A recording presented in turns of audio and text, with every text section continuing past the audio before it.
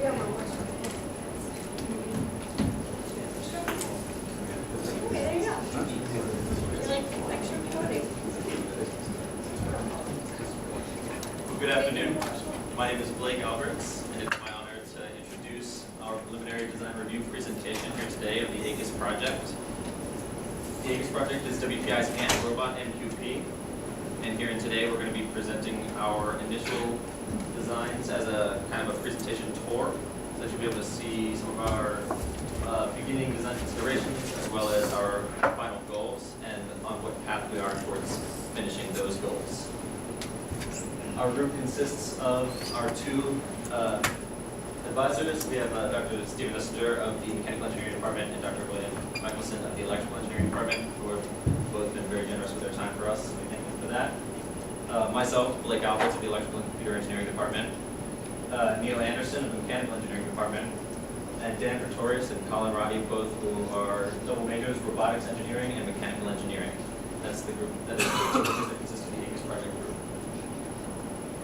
The problem which situates itself centrally to the Aeacus project is one which we were describing how to sort recyclable materials within the image of, say, a dump, once modest recycling methods have already been undergone of sorting, and how it would be possible to pull those materials to a central location with a system that doesn't require advancing the already present sorting technologies. Our solution, as we developed it for the purpose of this project, is to develop a hexapod robotic platform which would fundamentally mimic the biological characteristics of ants and ant colonies, in the utilization of those characteristics in order to search for, identify, collect, and centralize recyclable materials in a system which has non-persistent input, so it can be relatively autonomous. So, as Blake stated, our main goal is to create a hexapod platform that we can build up.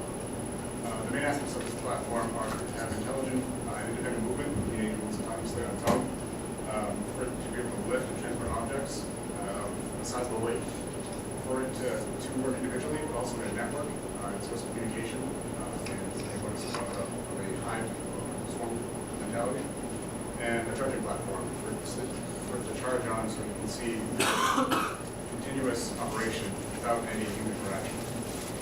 Our second main goal is the use of this hexapod to mimic biology of an ant. Meaning, first off, ants use pheromones mainly for their communication, their travel, and their orientation.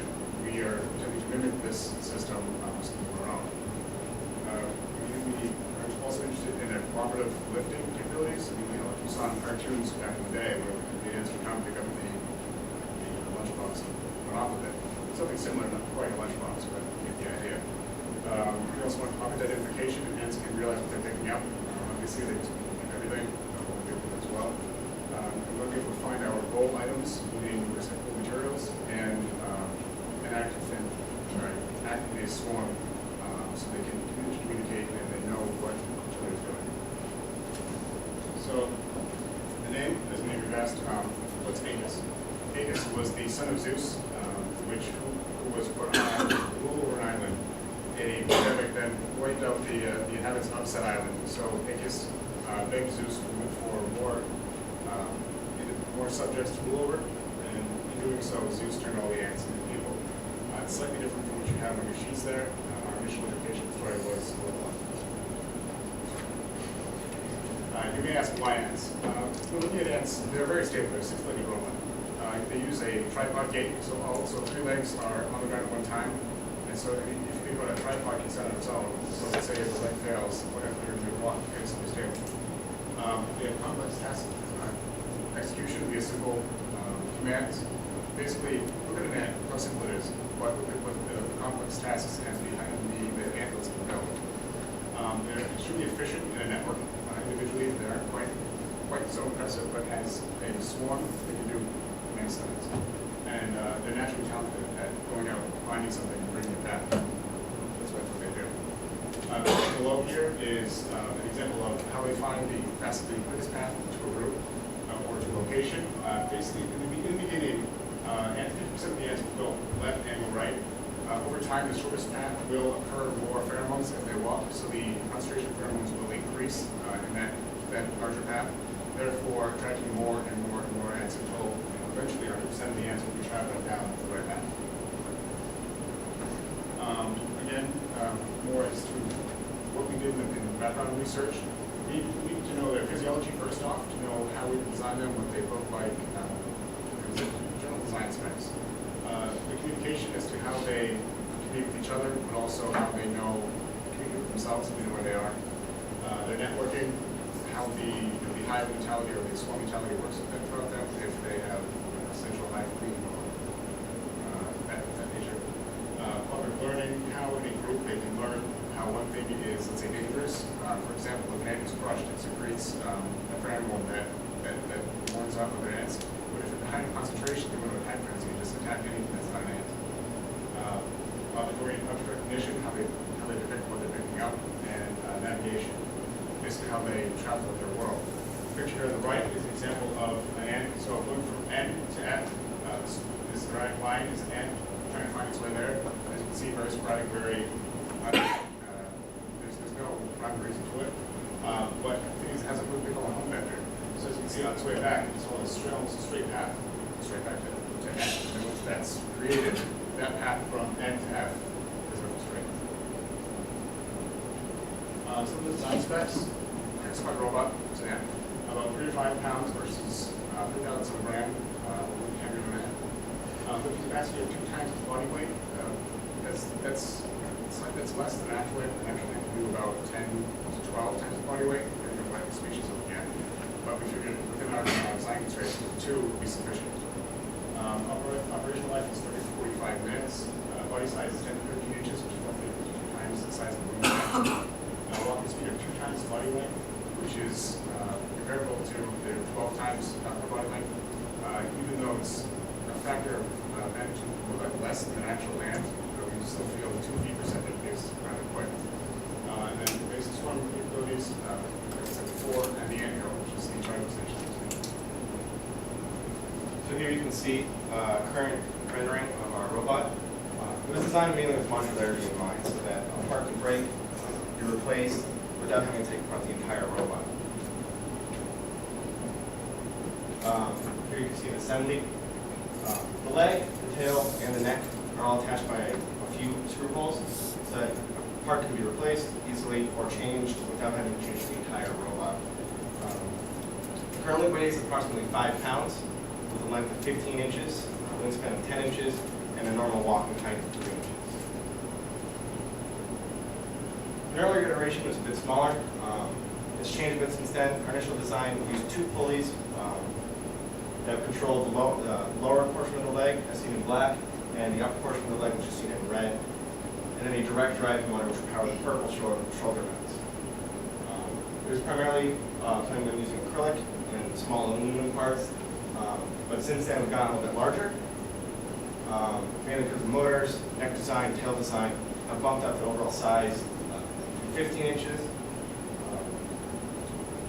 Now we're looking more at sometimes titanium parts or aluminum parts, depending on what stresses we're seeing. We're seeing more stresses than we initially thought. The neck design is a 2 degree of freedom, one that allows the head to allow the cameras and the ultrasonics to pan the horizon to certain objects, as well as an up and down motion to allow lifting. Leg is now completely pulley driven. It has 3 degrees of freedom. It allows the robot to get a clearance of 5 inches, and also allowing it to completely lay flat on its underside. It has a forward and backwards motion of 30 degrees each way. It can lift the upper leg, which is controlled by right here. It can go up and down 30 degrees as well. And then the final portion of the leg, as you see here, can travel a complete 180 degrees, only limited by the pulley system. The reason why the pulley system is a little bit different. Let me back up. Most spots you see are direct driven with servos. We decided to go with a pulley driven system because servos are going to be a little bit slower than we'd like and aren't quite as powerful for their size. So the pulley system allows us to take the weight off of the legs. So instead of swinging the weight of the motors or the servos along with the leg, all we're moving is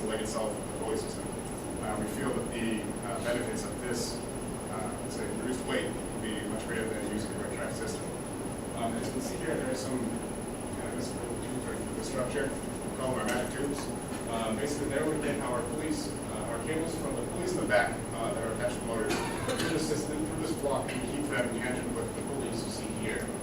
This allows us to go from say a horizontal pulley to a vertical pulley without much difficulty. You may be wondering, this is kind of an awkward way to do it, but we feel this is the most efficient way if we get this to work properly. We're a little concerned with the wear of the ABS. It is like an ABS plastic. So we were slightly concerned with the wear and tear, if you will, of the cord running high speeds through these tubes. Think of it as a bicycle. The bicycle cables for your brakes are run through tubes that not at high speeds, obviously, but are used for rerouting and direction.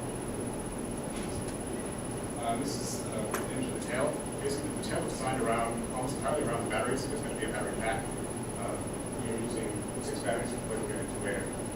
And the attachment to the body is a single 1 degree of freedom mount that would be driven by the board so that it would put it in its proper position and hold it there. So we have to actually continue to power the tail. Next is the second iteration we have the tail, not quite as really easy, I guess. It's also the works one. The way the center of gravity works out and where the batteries end up isn't as beneficial to us. And then our next, this is our first design called the Latin Coyote design, which we wanted to go with because it just looks that much better. But in terms of our actual uses, they didn't really work out. So as you can see, this is our starting position. The center of gravity is what we call 0.0, which is about 1.5 inches away from the back of the robot. This is when our center of gravity is furthest back. There's no load in the pincers, and like I said before, this is parallel with the ground. This is with the tail at 45 degrees. It's like, I guess our mid stance, if you will. It shifts our CG forward about 1/4 inch. Not much, you might say, but sufficient. A little bit small. This is going to be our walking position, so the tail completely vertical. This shifts our center of gravity forward about 0.8 inches. This is roughly the center of the robot, not quite, but we're missing something at the front right now, so it will shift forward a little bit more. The reason we wanted to remove the tail is because we had low front pincers. See how far forward this shifts. So right now it's a 4-pound load in the pincers with this all the way back, and the center of gravity is just between those front 2 legs. Maybe if you notice, all the weight, all the center of gravity is going to be doing is within our 6 legs. Therefore, never really going out of the bounds of our control. Here are some FEA models of the leg itself. This 6-pound load underneath the surface here. This is a little unrealistic. It's a little more extreme than we'll see in real life because all the cylinders right now, all the shafts, are welded together. So you see a lot more torque than you normally see. So even with this extreme case, we can see a max stress of 28 megapascals when the yield strength is 45 to 85 megapascals. So we go well within the range of safety. Plus, it's a weight of 6 pounds. We can carry a payload of 36 pounds. So it's a little more deficit. This is a little bit more realistic of a model. This is, so you imagine locking your knee and just stepping down. Does it feel too good? None of the joints are actually absorbing any of the force. So it's going straight up the leg and into this joint here. As you can see, this is even lower than the initial number that I showed you at 18 megapascals. That's because it doesn't have the torque that it would have that you should have had before. And we're showing that this design, again, 6 pounds in the leg, it can more than withstand those forces. We're going to go more in depth into dynamic modeling and say the following scenario, but for the time being, that sounds good.